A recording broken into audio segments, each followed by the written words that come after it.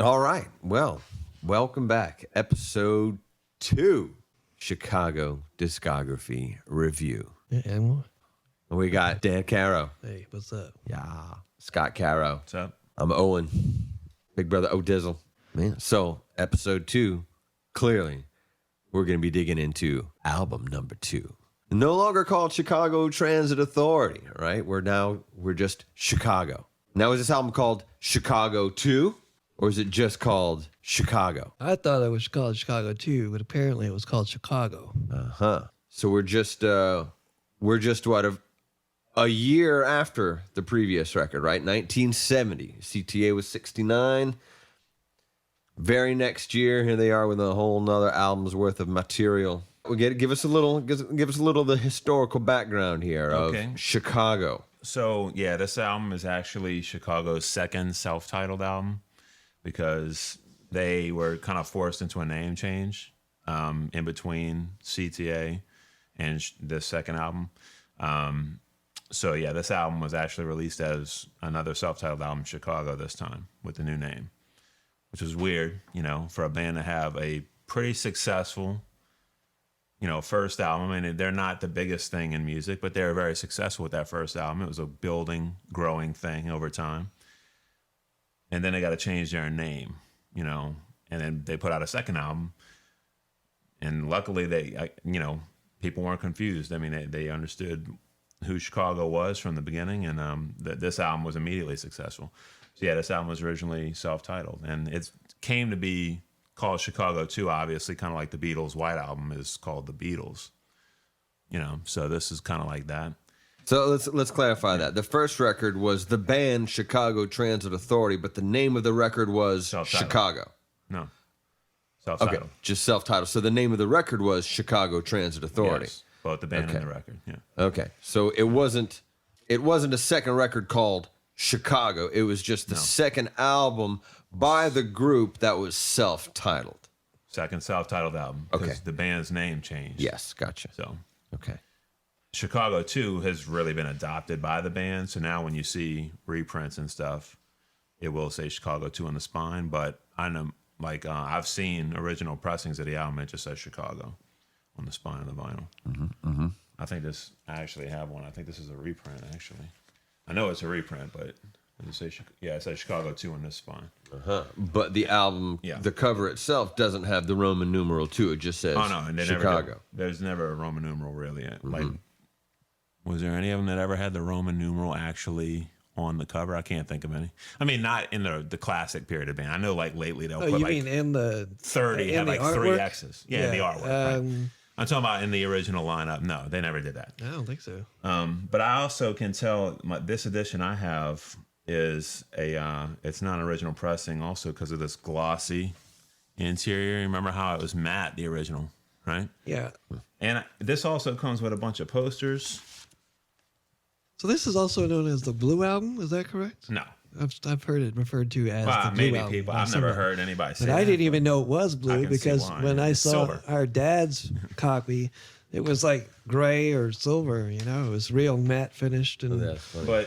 But it obviously looks blue on that. audio isn't a great medium for visuals. But Danny, have you ever seen this poster? I have seen this poster. Okay. It's That's individual shots and like a classic, Yeah, you can look it up on the internet. It's a poster that came in the record cover of Chicago 2 in the sleeve. Now, what I don't know is, did they put this in the original pressing of the album? I don't know, because our dad's copy was an original, and it did not have this poster, unless he got rid of it or Maybe something. he had misplaced it. Or... Yeah, right.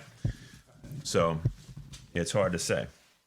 But anyway, so maybe as the band started, maybe as Columbia Records realized the band was making them money, they started adding posters and stuff to the records, or it's possible because the first album was pretty successful, I've never actually seen the poster in person. That's the first time I've seen the actual physical poster. I've seen it online, but only as individual shots, not as the whole poster. Right. Yeah, I had seen those shots before, but yeah.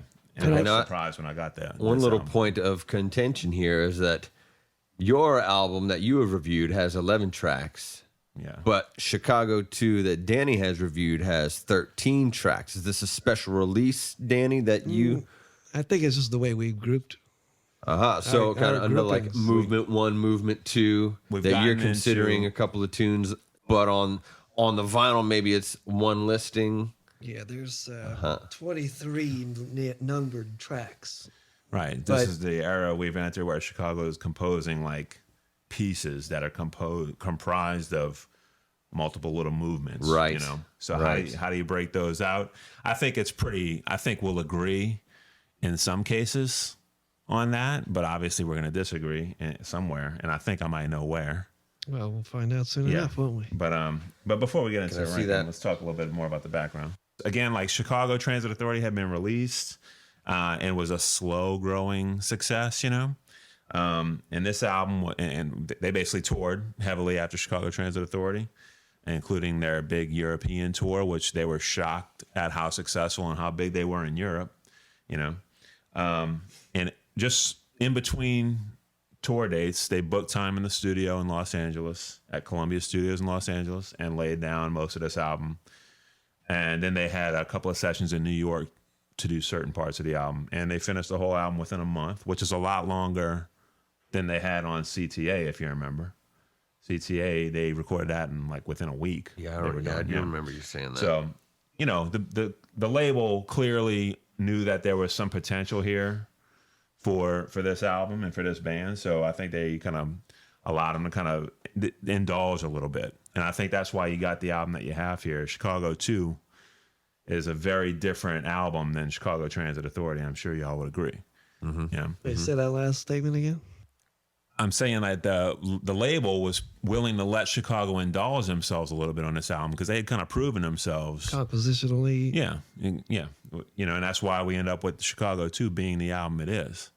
You know, like just kind of a very eclectic album, very much using the studio, whereas in CTA, they weren't using the studio really to its maximum potential, except for a track like Beginnings. We talked about that when we talked about Beginnings.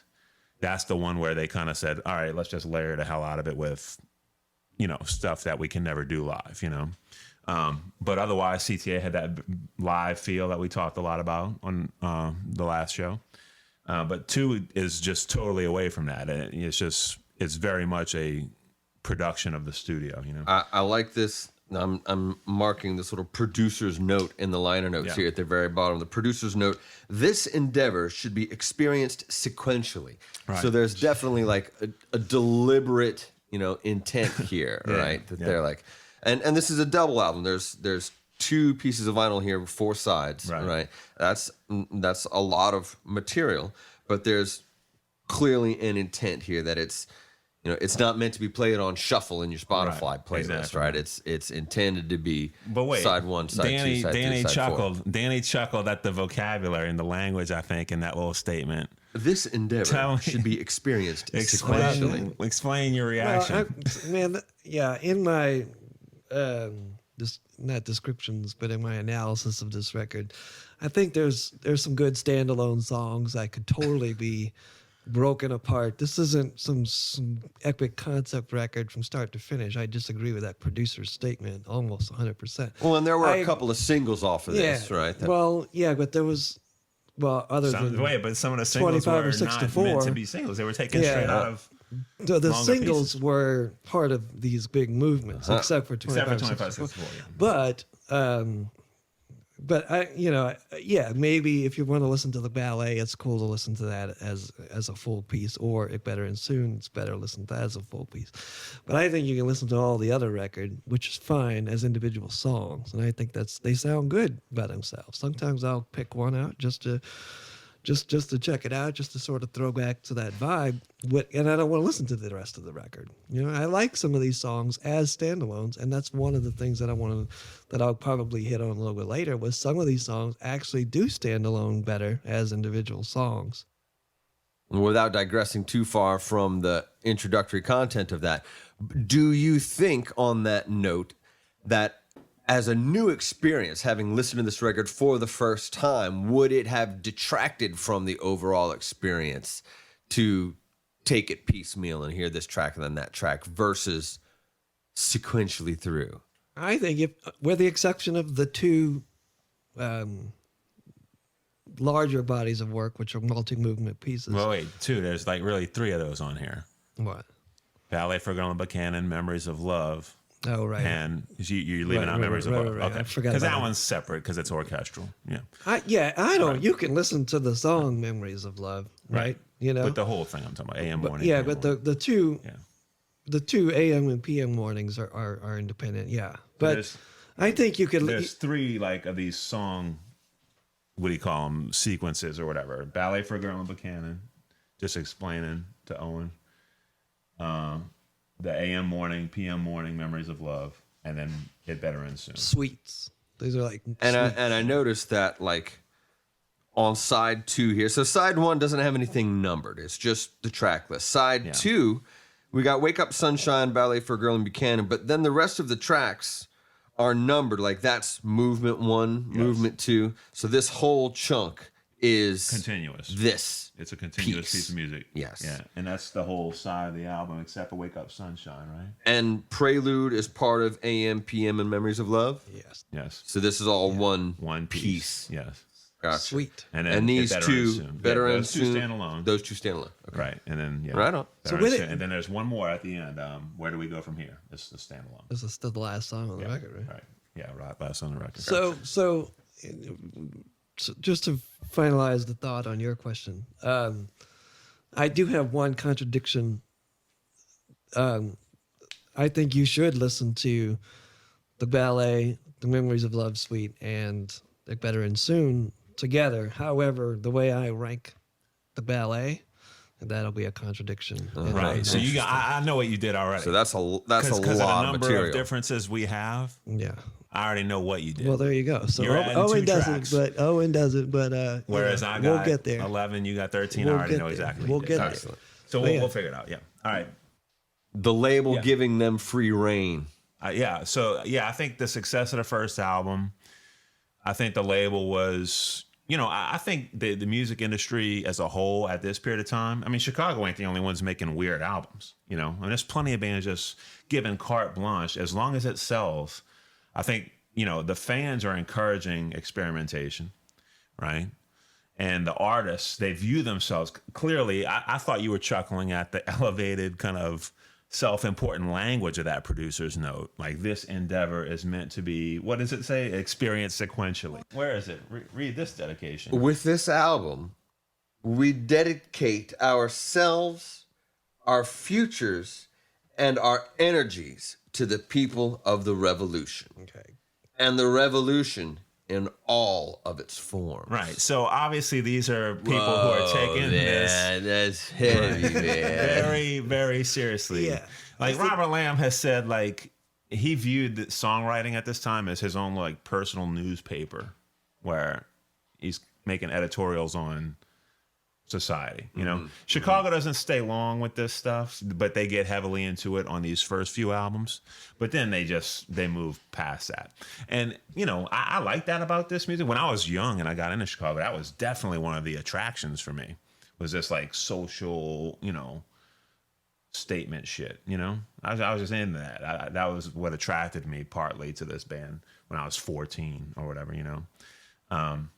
But now, obviously, I look at that whole generation, that 60s, hippie shit is kind of naive as fuck. I mean, that's just how I see that, So, I don't know. Looking back on this stuff, I can appreciate it, but it's lucky that I encountered it when I was still open to that, Because if I heard this for the first time now, I might be put off by all of that shit, Well, but now I it's like think a that- time capsule of a period, Yeah. I think any of these kind of revolutionary mindsets, and there have been multiple, with age and reflection, some of the concepts seem pretty naive. They're idealistic thing, So, But it made great music. Sorry to Sure. interrupt. Go no, ahead. it's all good. But in the modern era, if someone who is getting a hold of this, say on Spotify or wherever, they don't have access to these pretentious liner notes and all this stuff. Yeah, Sure. right. So they don't know what Jimmy Garcia said. They don't know what a lot of people don't listen to the lyrics all the way. It is what it is. It's of its day. But I don't really listen to a lot of lyrics anyway. So even though I know what they're writing about, I always overlooked that. The messages of those songs it was more the musical exploration and the the evolution of rock and roll and jazz together and creating a different sonic sound. And I'm sure we'll find ourselves landing on this kind of theme as we go through these numerous episodes. But the idea of, like, to your point of, somebody pulling this up on their Spotify playlist, they don't have the artwork, the poster, the liner notes with some of the high-minded language, but that's part of the body of work. It's part of the whole art form. And being without that almost detracts from the overall intended experience from the piece of art. Not to mention, this is a great time to bring this up. I mean, we're looking inside. This is the first appearance of the logo. Yeah, right. The logo. I mean, Chicago, I love what they did with that, with their whole career here, with this logo. And, it's obviously inspired by Coca-Cola, and it was meant to be like this sort of, corporate type image that the band was going to, hold above the individual personalities in the band. That was their idea, to be faceless. Was this tongue in cheek? Yeah, I believe it was. Yeah. The guy who designed it, John Berg, was an artist who did a lot of, as a matter of fact, he's actually nominated for another project of his for album cover of the year or cover of the year at the Grammys. And we'll talk about that in a little bit, but yeah, this is, I think it's both tongue in cheek and, kind of, I don't know, just kind of faceless. It's meant to be like, this is the thing here, and it's bigger than the people in the band. I think that's what it's meant to be. And it's not look at our fashion statement. It's not look at how cool we are with our long hair or whatever. But, and with that, it's just this blank slate. It's a palette for all this unique artwork that we get on Chicago covers. Mm-hmm, they take that same thing on every cover. And a matter of fact, in the original era, up till Hot Streets, and it measures the same. It's in the same place on the album cover. It's always consistent in the original run of the band, And they use it as just this blank canvas to put, this design, which they call Silver Bar, I think. And by the way, that piece of art is hanging in the New York Museum of Modern Art, the original. So this album cover is a photograph of a piece of art. Artwork. Yes. And it looks like it's brushed aluminum. It looks like it's metal. Yeah. Right. I don't exactly know what the original looks like, or kind of what like textures you can see, whatever. But yeah, this is an actual piece of art. It's not just a graphic. No, it's not just a graphic. There was somebody carving this out. There's a physical piece of art reflective of this. And the next album. And I'm sure probably 5 too, because I'm sure all of it. Like wood carving. Yeah.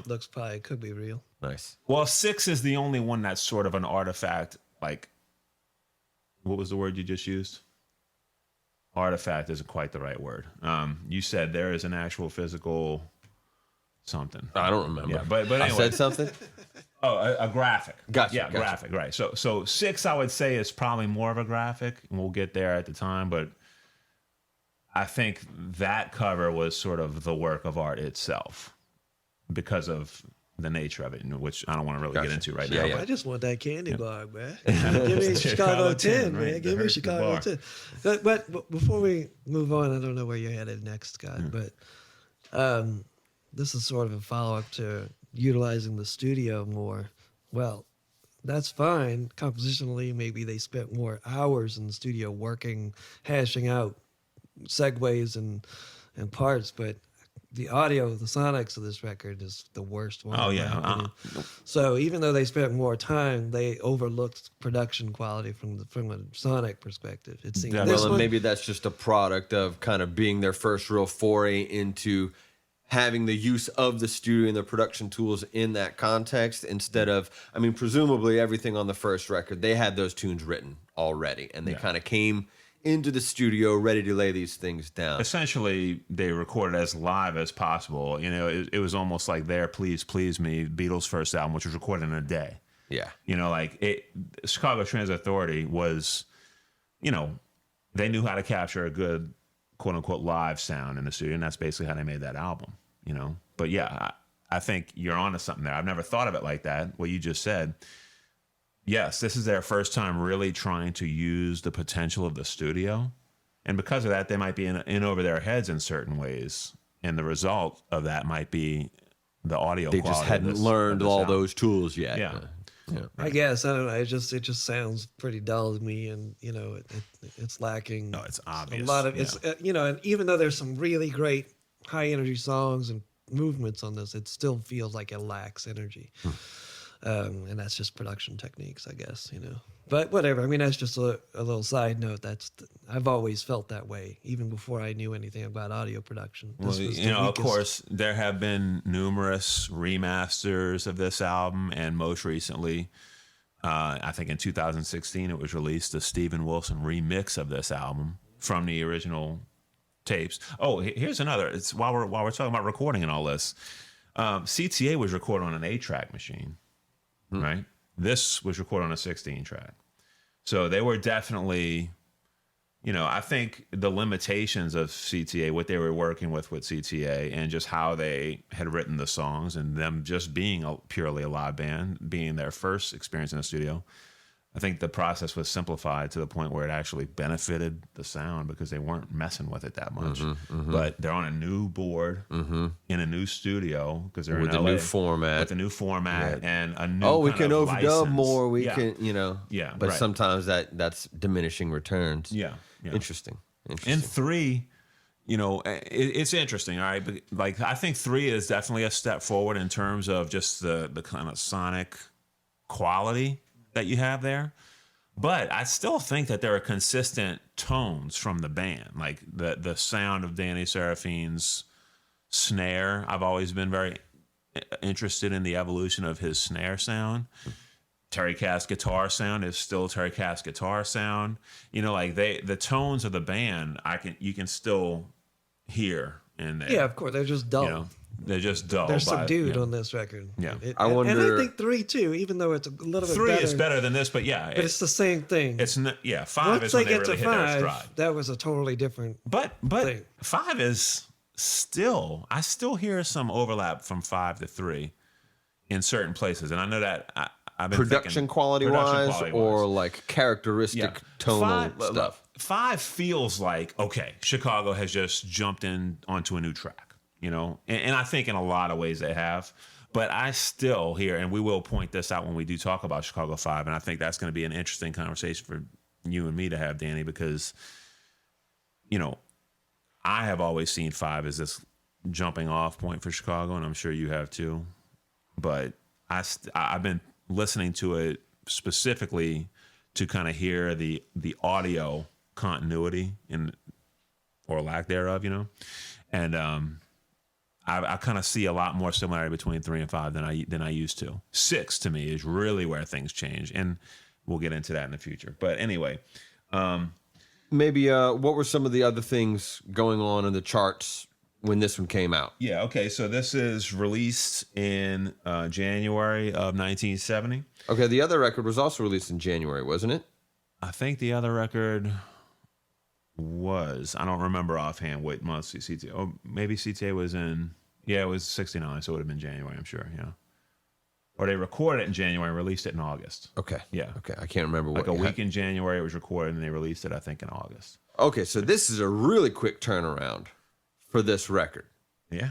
Right. This is literally just months touring. later. They've been nonstop when they recorded it. Sure, they were nonstop touring. They had a very successful tour of Europe, where they were a lot bigger than they realized in Europe, and they were doing well in America too. But it was a college thing in America, and it was very slow building, But Europe, they were a huge success overnight, and on all that. And this is also the phase when Jimi Hendrix takes them out on tour, after CTA.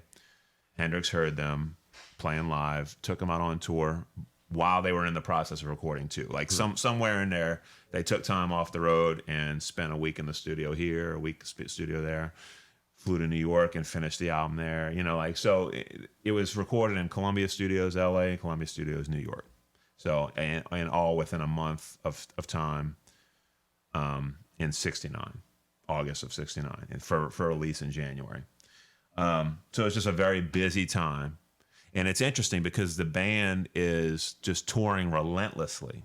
And I think that they very much are like just looking to do something different because they've been a live band their whole existence. they put out a very live feeling album with straight up live tracks on it, studio live tracks, and I think Chicago too, they were just really itching to show their craftsmanship as songwriters and as arrangers and stuff. And I think that's why you got a different album here. I mean, it's just deliberately not live. I think they're looking at 2 as like this antidote to what they've been doing, I think.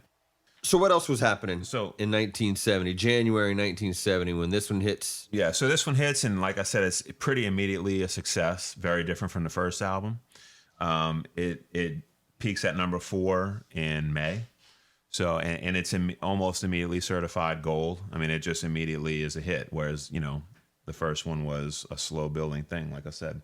It has singles. Make Me Smile is excerpted from the ballet. And it reaches number 9, but it's really their first hit single. I mean, this is what really makes them a pop band, and I mean that is in terms of popular success. Right. I don't necessarily mean genre, right? Yeah. So that kind of brings them out of being just this kind of college phenomenon, is Make Me Smile. Color My World, also from the ballet, is also going to be released as a single, but that really doesn't really reach its peak until after they've already released Chicago 3. They're still going back into 2 and releasing like Color My World. The biggest hit on the album, though, is 25 or 6 to 4, which peaks at number 4.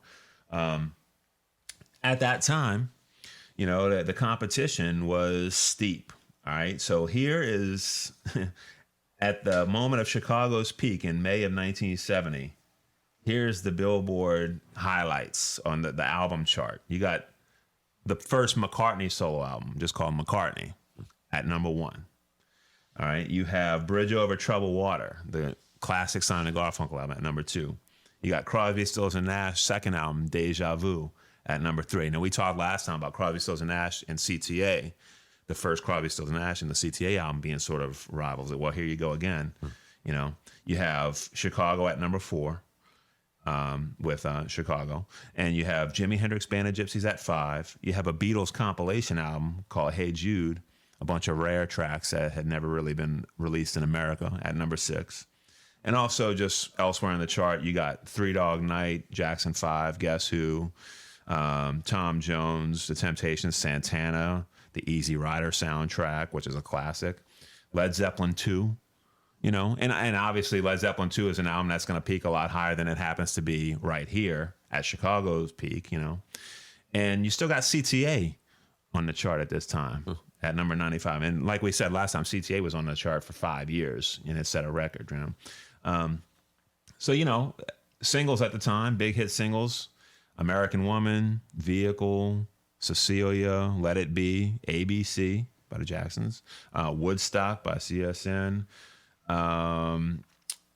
couple songs, Danny, Loveland by Charles Watson, Charles Wright and the Watts 103rd Street Rhythm Band, Instant Karma, John Lennon, The Letter. These are all the songs on the airwaves at the time.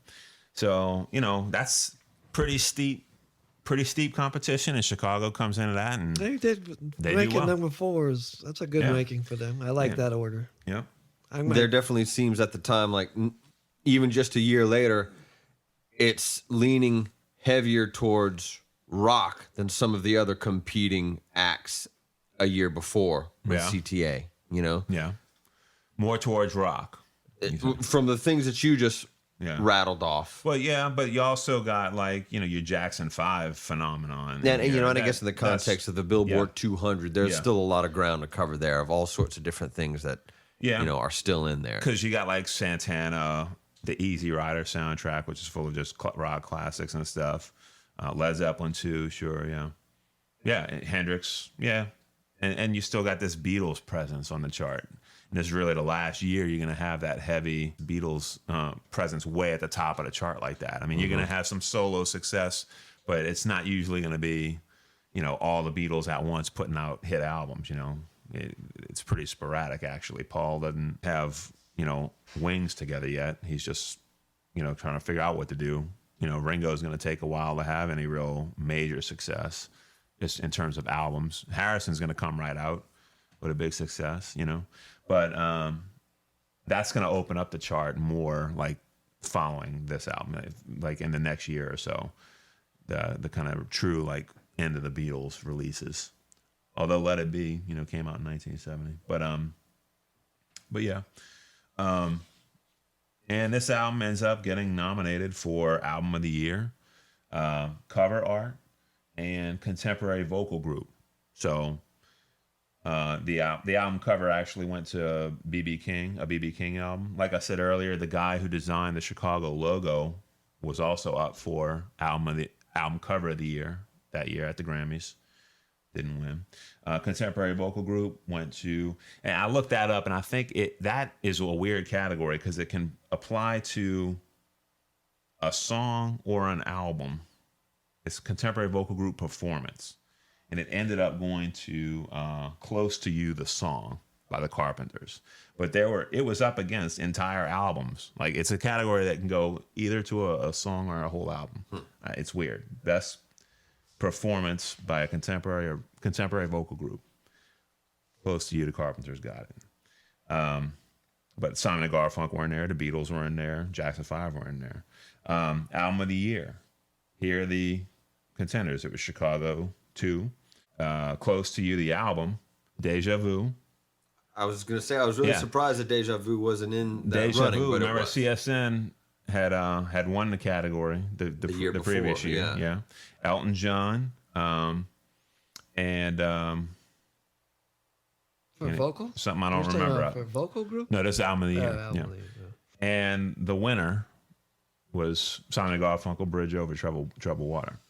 So that's what the scene was when this album was released. And Chicago kind of, really was able to jump in and make their mark right away with it. And the way that happened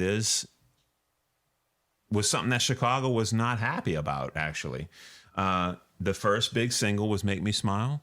Chicago, like I said, had put that into this movement that they considered a piece of art, a piece of music that was sacred to them and all this stuff. And they were shocked to hear on the radio that an edit had been made.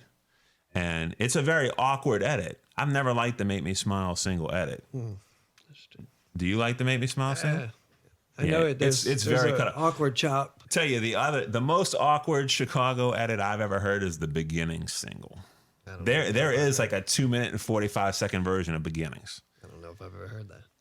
I've heard it. I think I have it on CD still, but I'm sure I could find it even if I don't have it on CD. But it is horrible. And again, them CTA singles were kind of re-released after the success of Chicago 2. So Make Me Smile, was the first time they experimented with cutting up a Chicago song into a shorter radio-friendly length, and it was Make Me Smile, and it worked. The band had success with it, but they weren't really happy with it being done. It sounds like they didn't necessarily have any input on that. That was just purely for the majority of their classic era, they had hardly no say over single choices and stuff. Yeah. The label put singles out that they wanted, and that was kind of the payoff. Like Chicago, you can make your wacky album with, orchestral tracks and noise guitar, whatever. You can do that if you're also having hits. So that was from the beginning, kind of the setup, and it might not have been that clearly stated at the time, but that was the arrangement. The label wasn't going to give them this leeway that they were demanding. With putting double albums out, their first 2 albums, the first 3 it ends up being, where the label wasn't on board with that at all. And Chicago just paid for it the first time, had success. They feel like they're proving themselves. Well, in order to continue to prove themselves, they have to have these hit singles, and that's what's going to happen. And a lot of as time goes on, a lot of people feel that they go too far in that direction, and that's probably true, especially post Terry Kath. But even in the Terry Kath era, Kath himself seemed to think that they were going too far in that era, in that direction. But anyway, that's the future. Gotcha.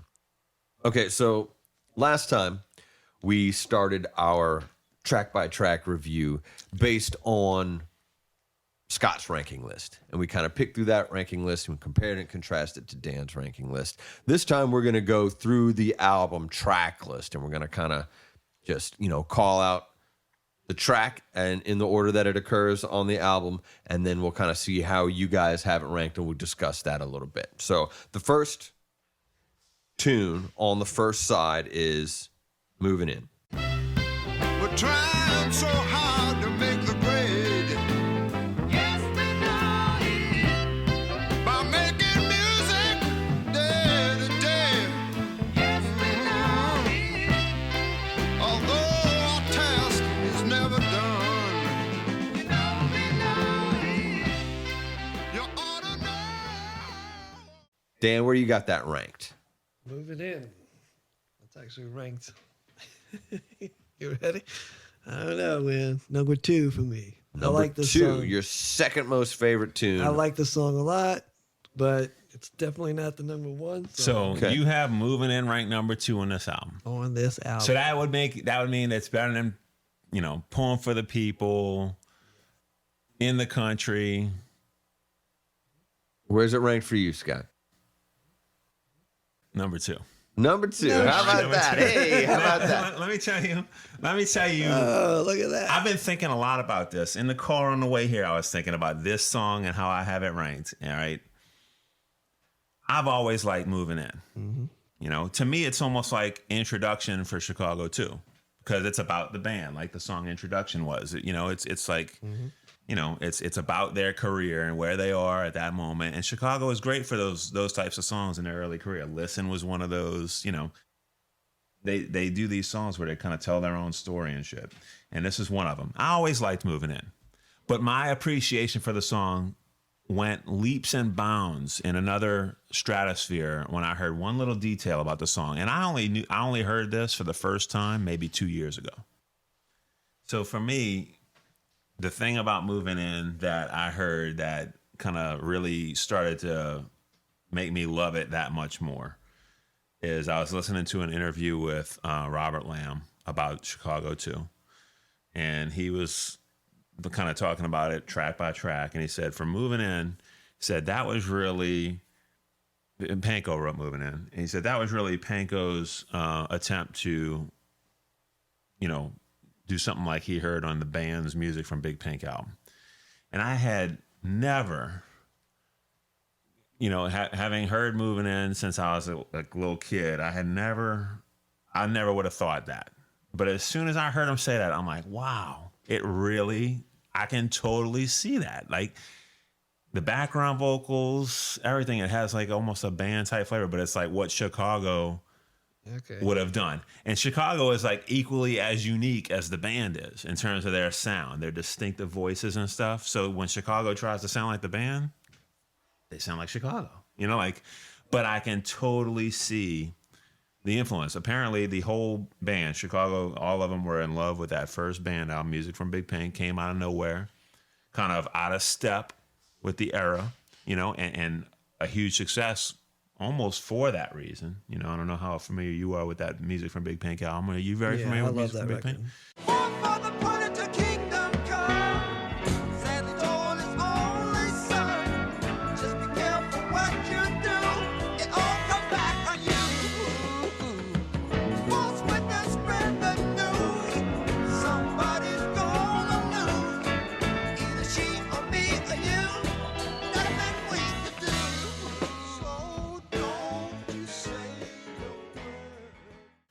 And, Chicago was just in love with that album. And Panko in particular was very influenced by it and tried to write his own version of a song from Music from Big Pink. Well, they definitely have the unique voices similar to the band. And when they harmonize together, it's they have the ability to sound as rootsy as the band can sound. Yeah. The band that's their hallmark. Chicago is a different band, but they have the ability to go there and sound rootsy, That's interesting. So that to me just propelled this song to another level because I have so much respect for the band's first couple albums. I mean, I love those first 2 band albums, so much. And that's something I got into later.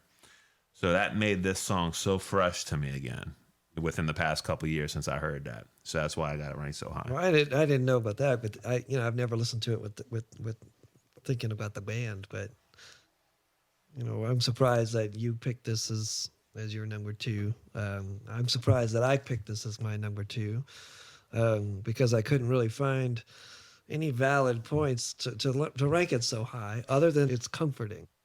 Something about them background vocals that we know it, that call and response thing that's going on. Well, that's for sure. And the intro had the horn layers and the trading, which was great. I just love I don't even know how to explain it. It's like a bed. It's like a cloud that you lay on, and this goes to the production.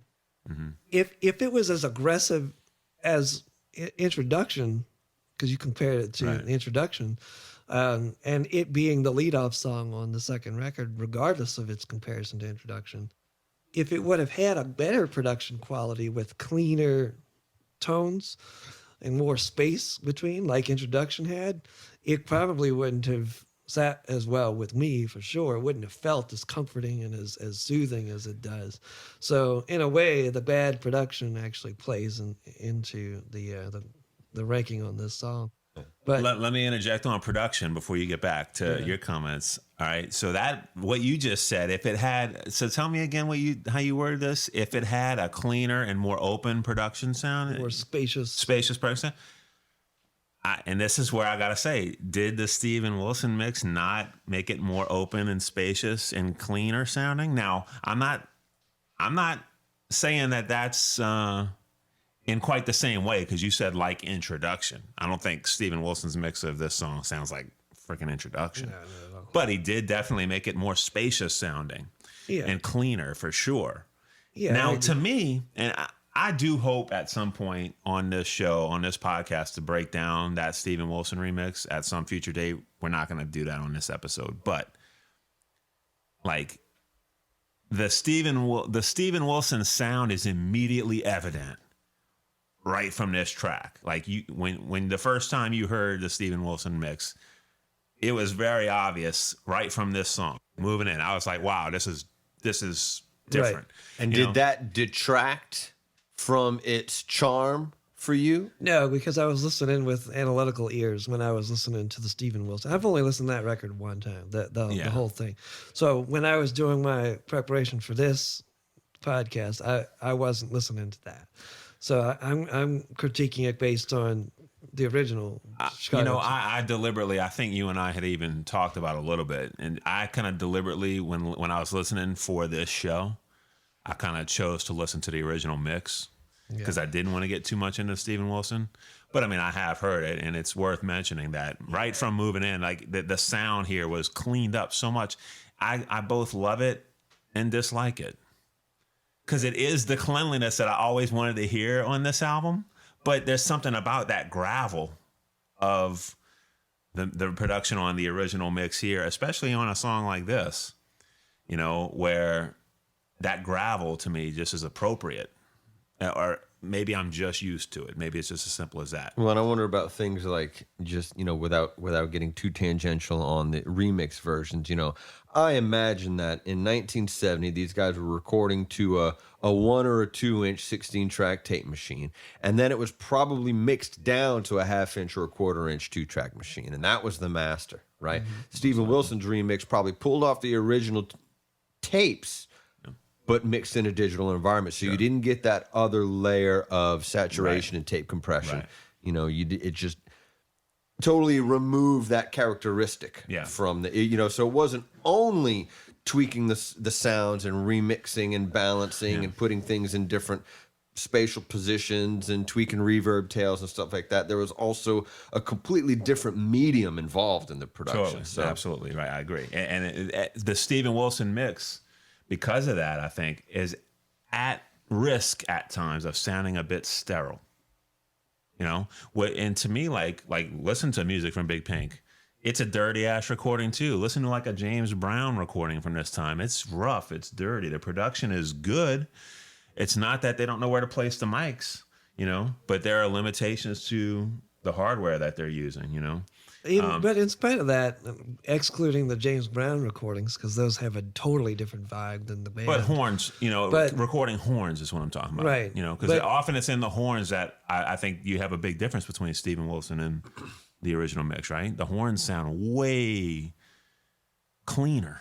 The horns are was like distorted on this album frequently. There's detachment for sure in the instrument groups and even among themselves. There's almost too much. But that's why I bring up James Brown, because he has that distorted horn sound. Like, think about that. You know, that's what I'm thinking about. But in music from the Big Pink and this record, you know, I still think that Big Pink is way higher production than this one. Well, you know, and yeah, I agree. The reason why it's called Big Pink is because they recorded it in a pink house, a big old pink house. So it wasn't a studio. They just made it with mattresses and gobos and makeshift stuff. But it was John Simon who. But was it still sounded, in my opinion, producer. better, and it hit a little harder. Well, it hit a lot harder. Instruments were more, you know, defined and present. But and I usually like that. And that's why I rip on Chicago 2 a lot, which is, it's very contradictory. I know I'm contradicting myself.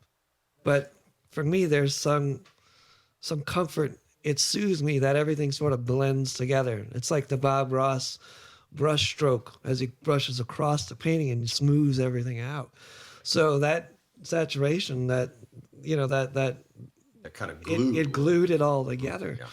And it doesn't sound great, but it does at the same time for that reason, you know. Just the character of that moment in time and that piece that was delivered. And if given the opportunity, I would much rather listen to the original mix than the Steven Wilson mix. Yeah, but I'm glad I heard the Steven Wilson mix because I wanted to hear that cleaned up. And when I did, I was like, okay, I heard that. Now I'm gonna listen to the original mix for the rest of my life. You know, like, you know. That's well, let me ask you this.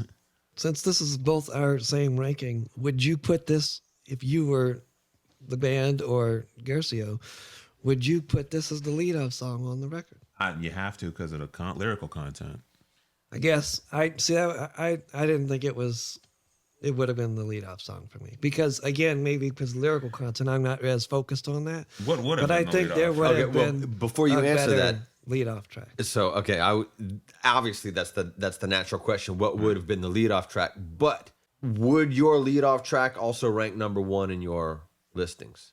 Because we don't want to get there yet if that's the case. No. Okay. What would your lead-off track have been? Should we wait on that until we get to it? No, because we're not asking about where you're going to rank this tune. Just which tune would you have put first on the record to introduce the world to this track don't tell list? Me. Okay. Let me guess. All right. In the Country. Yeah. And I know why. Because In the Country was the lead-off song of Carnegie Hall, and you got used to hearing it as an opener. No. Because we didn't listen to this version of In the Country. We only listened to Carnegie Hall for a while. And then we kind of discovered this version. I don't know. You always heard In the Country as an opener because of that Carnegie Hall I think it's for a different reason. Perhaps it is in your memory that reason, but I think it's there's a second reason that you're forgetting. When I was listening to Jump, Jump, Crisscross, and I was having my breakthrough moment that there's better music in the world, and I was having an awakening, you made me a mixtape, a Chicago mixtape. In the Country was song number 1 on that mixtape. Yeah, that's I tell you why, because I remember that now that you mention it, and I had just gotten into the studio version of that song. And again, to me, because we had really listened to it mostly up to that point on the Carnegie Hall album, it was an opener. Okay. Well, either way. It totally, interesting. It hit me that way because it has that feel. It would have made a great opener. But see, now here's my point. Well, I haven't really made a point. What's but your I'm point? about to make a point. Right?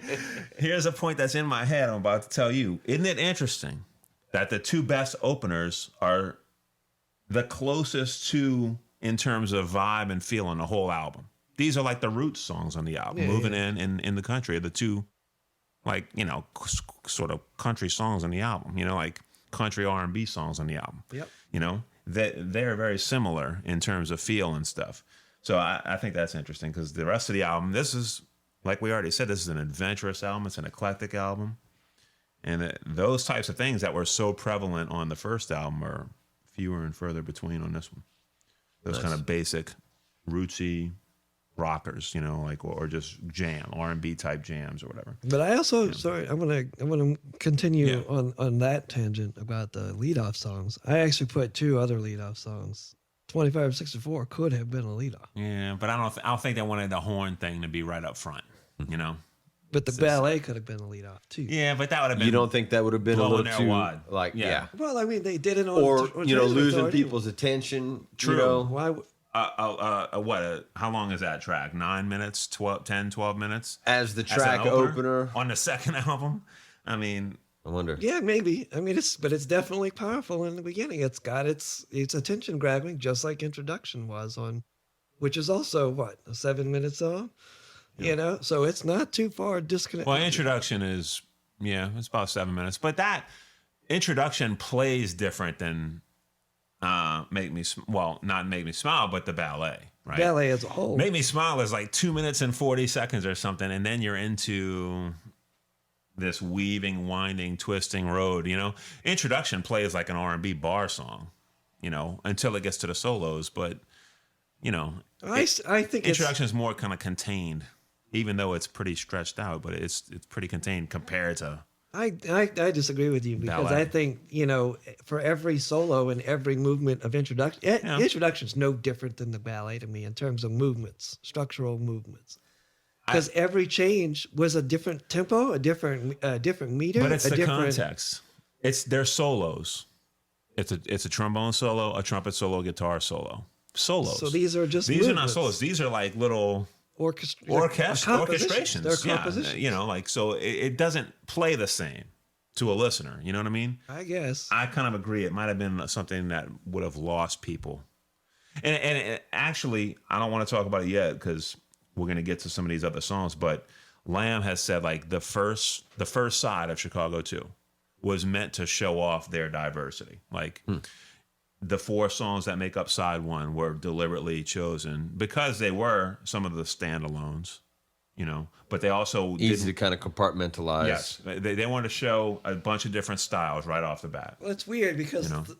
3 of 4 are very much in the same thing to me, the same wheelhouse. All right, well, we'll Interesting. talk about it. So, you know, so it's weird that he wanted to show off diversity when 3 of the 4 Okay. not very diverse. They're all similar in terms of their vibe. I think he was. I think what he means is like they were going to like roll out the canvas with those first 4, and then the album was going to revisit each of those sounds.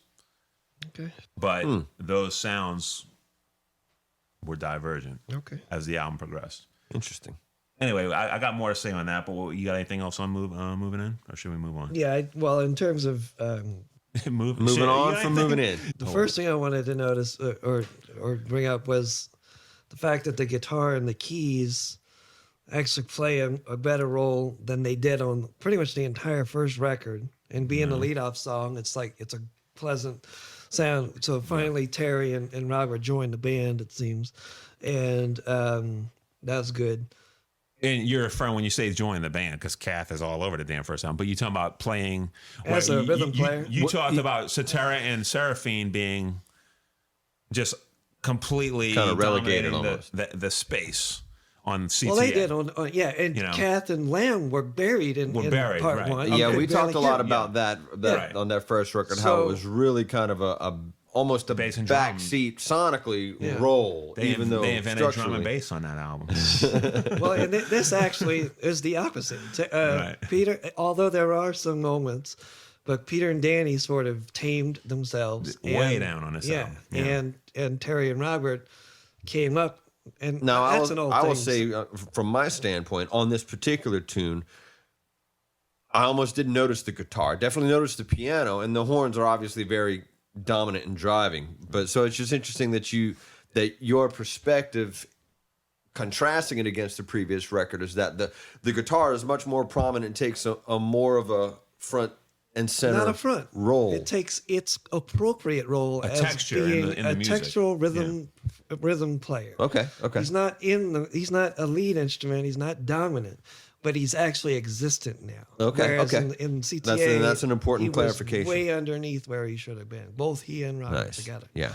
So they're actually at the appropriate levels here. I think that's my opinion, obviously. And you got to imagine like just their whole mentality and approach to this album. Kath was layering guitars a bit more here than he had done on CTA for sure. Yeah, of course. You know, and that obviously allows that to happen. That sound that you're hearing. You know. All right. So moving on. I have more if we're still talking about this one song. Okay, We yeah, can. I mean, I want to. We're critiquing as we are listening too, right? Mm-hmm. Yeah. So I did want to say this is Walt's debut, basically. Oh yeah, I'm glad you mentioned Walt's this. debut here. This is see, it's like introduction again because of the solo section too. Yeah. And Walt plays his solo, and like, it's just like, He showed himself, of course. I say, I don't want to say too much. Actually, I'm glad you mentioned it, but I would rather hold off on talking much more about it right now because I have something very relevant to bring to this conversation, but we ain't ready to talk about it yet. so it's in a future song. Yeah. Anyway, I just But think yes, that I'm glad we've noted that Walt has made his debut he's made as a his- soloist. he's made it all right. I mean, all you gotta do is just listen to the first note, and you're Panko like, and Lot Lane, okay, great soloists, both of them. Yeah. Good solos in the song, nice and brief, like cool little section. I love the keyboard, the piano on that solo section. And Kath, of course, is going right along with Lamb right there. That they do lock up real well. We've talked about that last time because Lamb has that percussive piano thing going sometimes that fits well with Kath's like strumming, you know. Yeah. And you hear that in that solo section. All right. The only other thing I got on this is just as much as Terry is beloved in the band and for his composition, his vocal, and his guitar playing, I still think he's over the top too much. I think he tries to push it. Sometimes it Too goes domineering. way beyond his range. You mean vocally here? Yeah, his vocal range sometimes. What And part of this song would you hear that? A lot of it. He's extending too much, I think. Maybe he could have contained it a little bit more. Just a little bit. You're saying he's pushing in a performance perspective. He's reaching too far for the extreme edges of his capable range. His capable range and his what people would call soul. Yeah, the I Chicago don't fans really right now like- are hearing you, and they're like, "This is That's an fine. asshole." You can hate me all you want. This is just how I feel. This is what about Kath is great for, is what they're saying. it. I feel you. I totally feel you, but he's extended a little bit beyond what I feel. And you would think that's would have evidencing served the itself song in a little bit the better. how true he's hitting these notes? Is that kind of how you say it Well, it's evidences definitely itself? raw performances. I mean, he's Definitely, not a yeah. great singer, you know, in terms of like technical ability. Right. Right. He's feel. He's all feel. very pitchy. You know, he's moving, in and out rhythmically. But he's a you soul know. singer. That's He is a soul singer, but this is a precision band, and he's sort of the oddball out when it comes to that.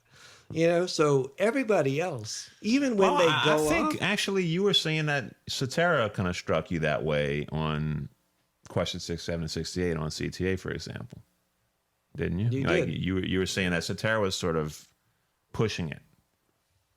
I think you meant more stylistically, but you also, I think, wrapped into that like his range, for Gotcha. example. you Yeah, know? yeah. I don't know. Oh, you know. cool. I mean, but I think every singer is trying to find their limits of their range, even early in their career. Yeah. But perhaps they both see themselves as soul singers. Like Cetera get it. sees himself as more of a blue-eyed soul singer, and Kath sees himself as Ray Charles, Yeah, and the fans do too. And Yeah. Lamb is the smooth one, so I got you. he's more precise.